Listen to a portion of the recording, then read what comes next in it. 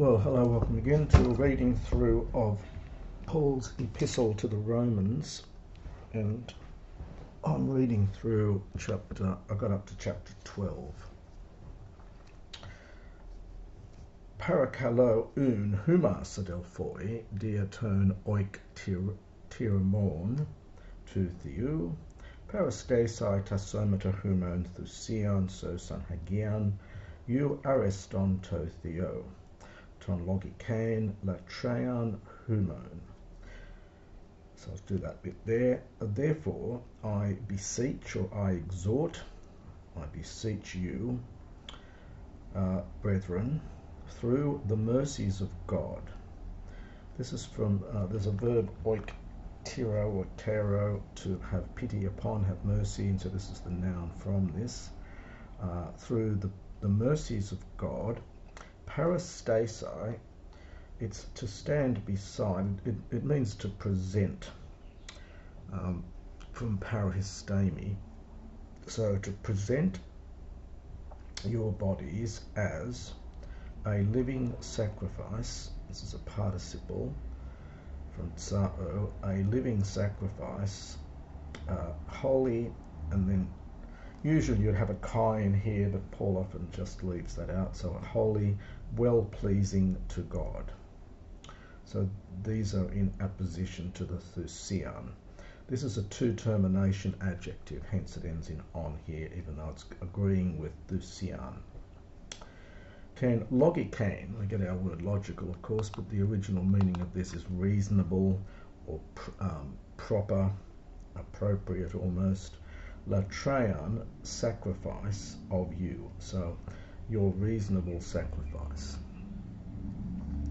Kai me suske matisdeste to ioni tuto, ala metamorphusti te anakainose, tu nous es to dokimazdain humas te to thelema tu theou, to agathon kai eu areston kai teleon.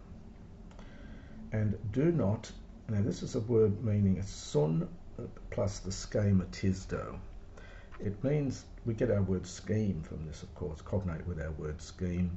So do not be conformed, do not be of the same type, the same scheme, if you will. So do not be conformed to this age. Now, for the word ion has a huge range of meanings. In Paul, it generally means age in the sense of the current time in which he is living. So do not be conformed to this age, Allah, but metamorphusti, from I think it must be transformed. This is these are both imperatives. So do not be conformed to this age, but be transformed by the anakainosis, the renewal, the making new again is the roots of this. Anakainosis is a third declension feminine abstract noun. So be transformed by the renewal to noos, this is genitive here, from nous, so of your mind. So by the renewal of your mind. Now the ace top plus dokimazdo. Dokimazdo is that hard word to translate to English. It means to test something out, to try it out and see if it's correct or not. Often translated as discern in English, and it takes accusative and infinitive. So that you might discern by testing, really, what is, is tothelema, the will of God, and in apposition to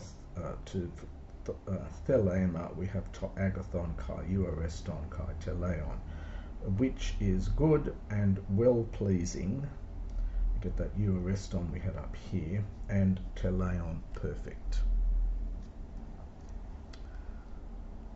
Lego ga diates caritos tes dothesas moi, panti to onti en humin, me hupa phronein, par ho de phronein, alla phronein esto so phronein. Hekasto hos hotheos emerisen metron pistios. Now we get a little bit of wordplay here. Paul is using this phroneo verb, and we get huperphroneo and we get sophroneo. Phroneo just means to think, really, in classical Greek, but it's to do with frame, with your mind. But Paul seems to be using it in this book anyway, or in this epistle, in a slightly negative sense, to think beyond what you ought to. So he says here, for I speak through the grace with the one having been given to me. So I'm speaking through the grace which has been given to me. Dothesas is an aorist passive participle feminine, agreeing with charis, which is feminine, from didomi. So, for I am speaking through the grace which has been given to me, panti to onti en humin, literally to each one, the one being among you. So it's a fancy way of saying I speak to everyone among you. Me huperphronein, parhode phronein. Not to overthink, but to hold too high an opinion of yourself, beyond that which it is necessary to think. So do not think too highly of yourself beyond what you ought to think. Beside that which it is necessary to think. You can just take the whole phrase here as meaning do not hold too high an opinion of yourself, perhaps almost beyond your station. Allah, but to think. Now the aistot so pronoun, the huper means to think beyond too highly, think beyond yourself. The so pronoun, this is a very classical word. The so here is originally connected with saos, which is connected with sozo, safe, and then the phroneo. The phroneo. It's a word with a lot of technical history, really. Back in 5th century Athens, it was a word and corresponding adjectives from this and nouns. It was a word meaning something like modesty or sound judgment or moderation. It was often said by the Athenians that sophronia was something that women should particularly aspire to. A woman was sophron if she was very moderate and modest and basically kept to herself. By this stage, the word still has that sense of modesty, sound judgment, moderation, reasonableness. Now, whether the aistot plus infinitive normally is used for purpose, but or it could be simply with regard to, but to think with regard to modesty or sound judgment.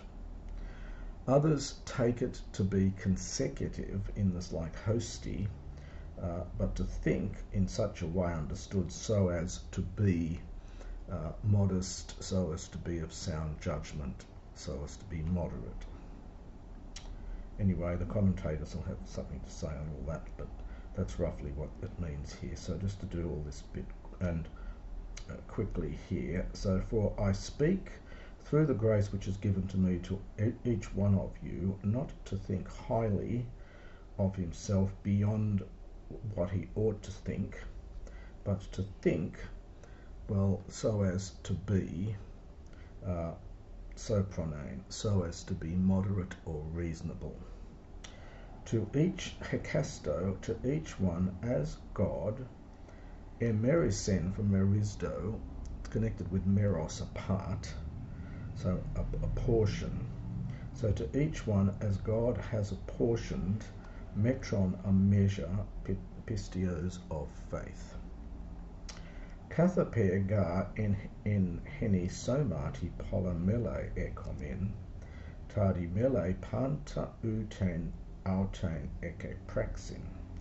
Hutos hoi polloi hen soma esmen en Christo. Pause there. 4, kath ha pair, of course, is kata plus ha plus pair. So for just as we have in one body many mele parts. This is a neuter plural from melos, third declension, neuter noun. So just as we have in many parts in one body, and all the parts u eke do not have tain autain praxin, do not have the same function. It's an abstract noun formed from prasso here, to do or make. The word order is, I know Greek word order is fairly flexible, but the word order seems to me rather odd even here. You'd normally have tain autain praxin all as one, and then the verb either before or after. Not clear why Paul puts the verb here. It may be just the way he's constructing his sentence as he's dictating it. So just to do that again, so for just as we have many, in one body we have many parts, all the parts do not have the same function. Thus, or in the same way, we, esmin, we, the many, are one body. So we who are many are one body in Christ. Tode, and we have to keep that in our minds there. Tode kath heis alelon mele. Now, tok kath heis is idiomatic. It is an idiomatic expression. It is found in later Greek. I think it's in Lucian, for example. It means individually. It's sort of an idiomatic adverbial expression. So individually, members, neuter plural again, of one another. Ekontes de charismata kataten charin ten dothesan heimin diaphora, eti prophetean kataten analogian tes pistios, eti diakonian in te diakonia, eti hodidaskon in te didaskalia, eti hoparakalon in te paraklese, hot methodus in haploteti, hot proistaminos in spude, hot elion in hilaroteti. Charismata, plural from charisma, meaning gifts freely given. Charis, obviously connected with that, but I'll translate that as grace, I think. Having gifts, having free gifts, gifts given freely, according to the grace which has been given to you. Now the diaphora he's put in as at the end here, probably for emphasis, and it's agreeing back with charismata, I think. I think this is neuter plural, agreeing back with charismata, so different. So having different gifts according to the grace given to us. We've had dotheson before there. Now we get a pile of these ater, ater, and ater, ater, and so on. So meaning whether. So whether and or. So whether, prophetean, prophecy, kataten analogian. We do get our it's cognate with our word analogy or analog in English, but in Greek it means proportion. It's a word actually from Greek mathematics. Analogia is the proportion. So prophecy in proportion, literally according to the proportion of faith.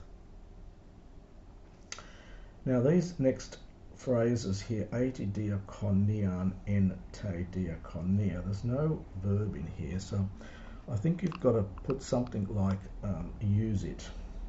So in other words, if, understand, your gift is service, use it with service. en te diakonia. These are the same word in different cases here. If understand you are the one teaching, then it's something like use it in the activity of teaching, in your actual teaching. This is the abstract. So in other words, if you are a teacher, use it in your teaching. Use this gift in your teaching. Whether you are the one who encourages, then do it perhaps with do it with consolation, paraklesis, third declension, Newton noun. If you are the one sharing, then do it with haploteti, with simplicity. Perhaps generosity, I think sometimes translated here. It's from haplotes, one of these third declension nouns. Hop proistaminos, literally the one standing in front of you, that is leading or presiding. Again, let him do it en spude, with diligence, with keenness. The verb spudasdo means to hasten, so it's got the idea of doing it with haste or with diligence. So I think with diligence here is probably a good translation. And the one showing pity, let him show it with cheerfulness. From hilarotes, cognate with our word hilarious, that is with happiness. So the one showing mercy, let him do it with cheerfulness. And that is the first part of chapter 12.